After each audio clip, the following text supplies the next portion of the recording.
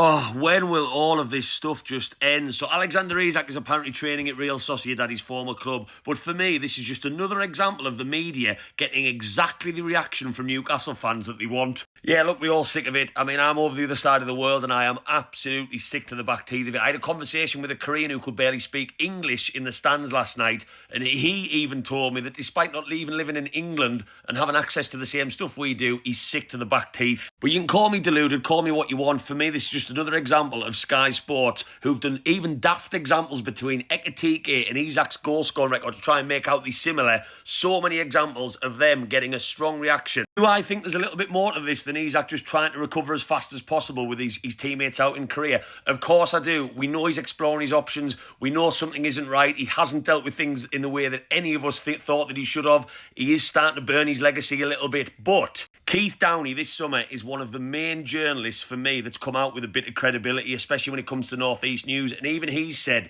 that it's common knowledge that he's done this and Newcastle are aware of it. That is something that is not being reported anywhere else. Yes, there's a training ground in Newcastle. Yes, there's good facilities in Newcastle. But if you've got the option, whilst 90% of the squad and coaching staff are over the other side of the world, going to a former club isn't that strange. And there's so many occasions across the last 10, 15 years of football where this has happened. Reading between the lines here, not much has changed. Look, I'm bored of it. You're bored of it. We're all sick of it.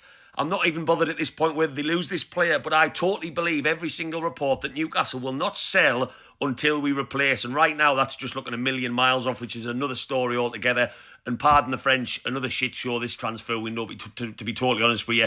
We will not get rid of this player until someone comes in. And if he doesn't like that, under 3-year contract, and we've made him what he is, then I'm sorry, he can train in another country if he wants to do that for the rest of the season. But don't let this story about him training with his former club whilst he recovers from an injury and all his teammates are elsewhere just add too much fuel to the fire, because that is exactly what journalists and the media want, pushing this top 6 Liverpool narrative. Let us know your thoughts down below, Newcastle fans. I'm going to go and sing a couple of random Korean beers. But as always, keep the faith.